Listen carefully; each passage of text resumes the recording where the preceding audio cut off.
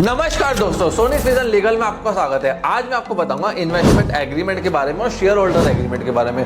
दोनों को डिटेल में एक्सप्लेन करूंगा, फंडिंग कैसे मिलती है, एग्रीमेंट्स कैसे होते हैं। अगर आप यंग स्टार्टअप फाउंडर है, फंड रेस कर रहे हैं तो वीडियो इंपॉर्टेंट है। एक इन्वेस्टर है तो भी वीडियो इंपॉर्टेंट है। लॉ स्टूडेंट से काफी कुछ सीखने को मिलेगा इस वीडियो से, तो पूरी वीडियो को एंड तक आप देख के जाना। देखो, इन्वेस्टमेंट एग्रीमेंट क्या होता है पहले मैं आपको एक्सप्लेन करता हूँ। शेयर होल्डर एग्रीमेंट से क्यों डिफरेंट होता है, क्योंकि कुछ टाइम पहले क्या हुआ, मार्केट में मैंने एग्रीमेंट देखे, लोगों ने गलत बना रखे।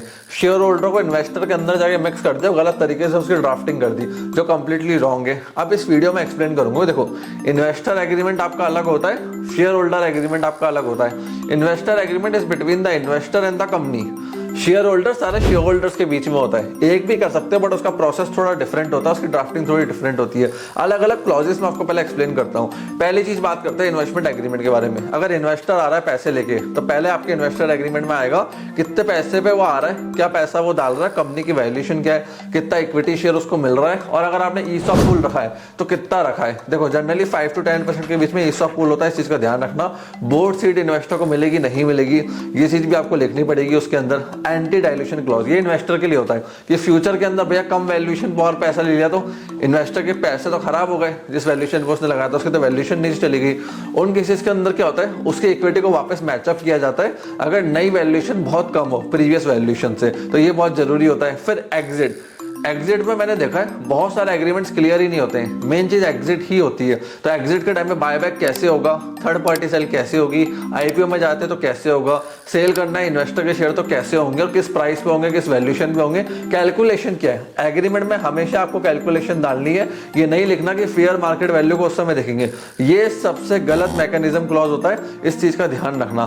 फिर लिक्विडेशन कैसे होगा, कंपनी बंद हो गई तो पहले पैसा किसको मिलेगा, क्रेडिटर्स को, इन्वेस्टर्स को, किसको, तो ये लिखना जरूरी कि इन्वेस्टर को पैसा कब मिलेगा और कैसे मिलेगा। फाउंडर के रोल्स एंड रिस्पॉन्सिबिलिटीज क्या रहेंगे, वो क्या करेंगे, कैसे कंपनी के टारगेट्स को अचीव करेंगे, सब लिखा होगा। नॉन कॉम्पिट, नॉन सॉलिसिटेशन, ये अलग से एग्रीमेंट साथ में इन्वेस्टर एग्रीमेंट के अटैच हो जाएगा, ताकि जो बड़ा इन्वेस्टर कंपनी के अंदर आ रहा है उसका पैसा सिक्योर हो जाए। फिर इसके अंदर एक चीज मैंने और देखी कि ट्रैक्शंस नहीं लिखते। देखो, जब पैसा डालेगा ना इन्वेस्टर, अच्छा इन्वेस्टर होगा जिसके पास अच्छे लॉयर्स हैं, वो हमेशा ट्रैक्शन के साथ पैसा डालते हैं, उसको 3 भाग में बांट देते हैं। जैसे अगर वो 3 करोड़ दे रहे हैं तो पहला करोड़ आएगा परफॉर्मेंस की कंडीशन पे कि भैया हमें इतना रेवेन्यू आउटपुट चाहिए। फिर दूसरा ट्रैक्शन उन्होंने डाल दिया ग्रोथ के ऊपर, प्रॉफिट्स के ऊपर या एबिटा के ऊपर। फिर तीसरा ट्रैक्शन उन्होंने डाल दिया कि इतना हमें यूजर की ग्रोथ चाहिए, इतना हमें मार्केट के अंदर वैल्यूएशन चाहिए या मार्केट से आरओआई चाहिए, तब जाके तीसरा फंड हम आपकी कंपनी में देंगे। तो 3 हिस्सों में पैसा आता है, इस चीज का ध्यान रखना। या 4 हिस्से भी हो सकते हैं, 10 हिस्से भी हो सकते हैं, depending upon the investment amount. फिर इन्फॉर्मेशन एंड रिपोर्टिंग राइट्स भी इसके अंदर आएंगे कि क्वार्टरली फाइनेंशियल रिपोर्ट इन्वेस्टर के पास जाएगी, रेवेन्यूज के नंबर जाएंगे, जीएसटी में जो रिटर्न आ रहे हैं, डेटा जा रहा है वो सब जाएगा, पीएनएल का स्टेटमेंट पूरा जाएगा, कैश फ्लो का स्टेटमेंट जाएगा। ये सब ईमेल के ऊपर मंथली, क्वार्टरली, ईयरली कैसे आएंगे, ये सब उसके अंदर लिखा हुआ होगा। फ्रेंड्स, मेरा एक और चैनल है सोनी सीजन ऑटोमेशन करके, जहां मैं बिजनेस की इन डेप्थ डिटेल्स के बारे में बात करता हूं, उसको जाकर आप चेकआउट कर सकते हैं। और एक मेरा चैनल है बिलियन विद, इनको दोनों को भी जाकर चेकआउट कर लेना। काफी सारे इन्फॉर्मेटिव वीडियोस जो फाउंडर्स के लिए जरूरी है वो मैंने इन 2 चैनल्स के ऊपर डालता हूँ। तो अब नेक्स्ट पॉइंट की तरफ चलते हैं, अफर्मेटिव राइट्स। ये क्या होते हैं, देखो, अगर फ्यूचर के अंदर कंपनी को डेप्थ रेस करना है, न्यू शेयर्स इशू करने हैं, फाउंडर्स को रिप्लेस करना है, कोई बड़ी हायरिंग करनी है, तो पहले इन्वेस्टर से अप्रूवल लेनी पड़ेगी। तो ऐसे कुछ आप राइट्स ले सकते हो इन्वेस्टर एग्रीमेंट के अंदर। कुछ ऐसे बड़े काम करने से पहले इन्वेस्टर का अप्रूवल जरूरी है। तो ये हो गया पूरा इन्वेस्टर एग्रीमेंट के बारे में। अब बात करेंगे शेयर होल्डर एग्रीमेंट के बारे में। देखिए, share holder agreement is between the share holders of the company. जो 10%, 20%, 30%, 40% इक्विटी होल्ड करते हैं कंपनी की, उनके बीच में शेयर होल्डर एग्रीमेंट होगा, इस चीज का ध्यान रखना। इसके अंदर वोटिंग राइट्स को भी आप दे सकते हो। न्यू डायरेक्टर का अपॉइंटमेंट कैसे होगा, फंडर्स का अप्रूवल कैसे होगा, मर्जर्स को लेके हो गया, असेट सेल को लेके हो गया, एक्सपेंशन प्लान को लेकर हो गया, कि मीटिंग बिठाई जाएगी शेयर होल्डर की, कितना अप्रूवल चाहिए परसेंटेज का, उसके बाद हम मूव फॉरवर्ड कर सकते हैं। लॉक इन पीरियड भी डाल सकते हो शेयर होल्डर्स के लिए कि 3 इयर्स का लॉक इन है, 5 इयर्स का लॉक इन है या 10 इयर्स का लॉक इन है। जनरली 3 से 5 साल ठीक नंबर है लॉक इन के लिए, उसको आप रख सकते हो। फिर ट्रांसफर रेस्ट्रिक्शंस आप इसके अंदर डाल सकते हो। Right of first रिसीवल, tag along rights and drag along rights. मतलब राइट ऑफ फर्स्ट रिसीवल से आपको एक्सप्लेन करता होता क्या है। अगर आप मार्केट के अंदर इक्विटी बेचने जा रहे हो तो राइट पहले मेरा, आपको पहले मेरे को ईमेल एंड ऑफर देना पड़ेगा। जैसे लेट्स सपोज आपने 10 करोड़ का मेरे को ऑफर दिया कि सर 10 करोड़ की वैल्यूएशन पर आप शेयर खरीद लो, बट फिर मार्केट के अंदर आप 6 करोड़ पे नहीं दे सकते। इस चीज को भी शेयर होल्डर एग्रीमेंट में लिखना कि मेरे को 10 करोड़ बेच रहे हो, मार्केट में 6 करोड़ बेच रहे हो, तो मैं पागल नहीं हूँ जो 6 करोड़ का माल 10 करोड़ की वैल्यूएशन पे लूंगा। तो ये होना चाहिए कि जो मेरे को वैल्यूएशन दी है उससे हाई पे मार्केट में आप ऑफर कर सकते हो। फिर प्रॉफिट डिस्ट्रीब्यूशन कैसे होगा, डिविडेंड पॉलिसी को लेकर अच्छे से एक्सप्लेन करना। जनरली इस चीज को लेकर डिस्प्यूट होता है, कुछ इन्वेस्टर्स कहते हैं भैया कुछ इन्वेस्टर शेयर होल्डर्स कहते हैं डिविडेंड बांटो। कंपनी वाले मना कर देते हैं कि भैया टैक्स लग जाएगा, डिविडेंड टैक्स लगेगा, फिर सैलरी पे टैक्स दो तो 60-70% तो टैक्स है। ये डिस्प्यूट हुआ था, मैं आपको बताता हूँ, स्टीव जॉब्स और वॉरेन बफेट के बीच में। वॉरेन बफेट ने कहा भैया डिविडेंड बांट, पैसा और आएगा, वैल्यूएशन ऊपर जाएगी। स्टीव जॉब्स ने मना कर दिया, डिविडेंड बांटूंगा टैक्स लग जाएगा, इससे अच्छा प्रॉफिट को री इन्वेस्ट करता हूँ, शेयर की वैल्यू ऊपर जाएगी, शेयर बेच के कमा लो। वॉरेन बफेट उससे खुश नहीं था। जब स्टीव जॉब्स हटा, next CEO Tim Cook Apple के अंदर आया, उसे डिविडेंड बांटना चालू कर दिया, एप्पल की वैल्यूएशन ऊपर चली गई। वॉरेन बफेट हैप्पी हो गया, उसने एप्पल के अंदर पैसे लगा दिए। तो ये हर एक शेयर होल्डर का अलग व्यू होता है, पहले क्लियर कर लो।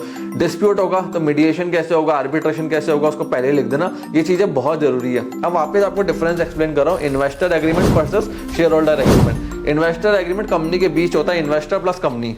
शेयर होल्डर सारे शेयर होल्डर्स के बीच में। इन्वेस्टमेंट में टर्म डिसाइड होती है कि पैसा आ रहा है, यूज कैसे होगा, ग्रोथ कैसे होगी। इसके अंदर भैया कंपनी इंटरनली चलेगी कैसे, सीईओ फाउंडर कौन होगा, एमडी कौन होगा, वो सब डिसाइड होता है। यहाँ पे वैल्यूएशन, इक्विटी, एग्जिट होती है, यहाँ पे लॉक इन डिसाइड होता है। ये शॉर्ट टर्म ट्रांजेक्शन होता है, लॉन्ग टर्म गवर्नेंस के लिए होता है, जो शेयर होल्डर एग्रीमेंट होता है। अब आपको इसके अंदर कुछ ऐसी लिस्ट भी लिखवाना जरूरी होती है, जैसे रिजर्व मैटर लिस्ट बना लो इसके अंदर कि भैया ऑफिस शिफ्ट करना है, सारे शेयर होल्डर्स के अप्रूवल चाहिए। हाई वैल्यू एक्सपेंस करना है, सारे शेयर होल्डर के अप्रूवल चाहिए। मार्केट से बड़ा लोन चाहिए, सारे शेयर होल्डर्स के अप्रूवल चाहिए। नया बिजनेस एक्वायर करना, एंट्री करनी है, सारे शेयर होल्डर्स से मेजोरिटी शेयर होल्डर्स के अप्रूवल चाहिए। इससे चीजें स्मूथ और ईजी हो जाती है, बाद में डिस्प्यूट के चांसेस कम हो जाते हैं। ठीक है, अब इसमें प्री एम्प्टिव राइट्स भी आप लिखो। अगर कंपनी फ्यूचर में नए शेयर्स इशू करे तो पहले एग्जिस्टिंग शेयर होल्डर्स को ऑफर किया जाए, ताकि उनकी ओनरशिप डाइल्यूट ना हो कंपनी के अंदर। डेडलॉक का क्लोजर लगाओ कि भाई डेडलॉक हो गया तो होल्डर्स आपस में लड़ पड़े, सब में डिस्प्यूट हो गया तो भैया जो नहीं करना चाह रहे काम, उनके शेयर जो काम करना चाह रहे हैं वो बाय कर लेंगे। किस रेट पे करेंगे, कैसे करेंगे, सबको अच्छे से लिखवा दो ताकि डिस्प्यूट के चांसेस कम हो। बाय बैक की कंडीशन डाल दो, पेमेंट कैसे होगा, वैल्यूएशन कैसे, कैलकुलेशन। मैक्स में कैलकुलेशन होती है ना भाई, आंसर एक ही निकलेगा, कैलकुलेशन लगाओ। ये नहीं कि फ्यूचर में एक अच्छी फर्म ढूंढ के हम देख लेंगे, नहीं, कैलकुलेशन डालो कि भाई ये फॉर्मूला को हम यूज करेंगे, इस फॉर्मूला से आउटपुट आएगा, बस उसमें नंबर डालना है, फ्यूचर के सेल्स के, प्रॉफिट के, गुडविल के, अपने नंबर निकल के आ जाएंगे।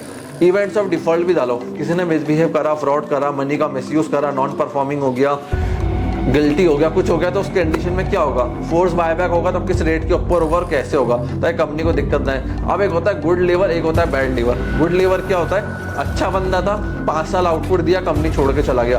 बैड बंदा मतलब काम नहीं करा, फ्रॉड करा, गुस्से में कंपनी छोड़ के चला गया। तो गुड लीवर है, उसको एग्जिट कैसे मिलेगा, बैड लीवर को एग्जिट कैसे मिलेगा, इसको भी क्लियर रखना।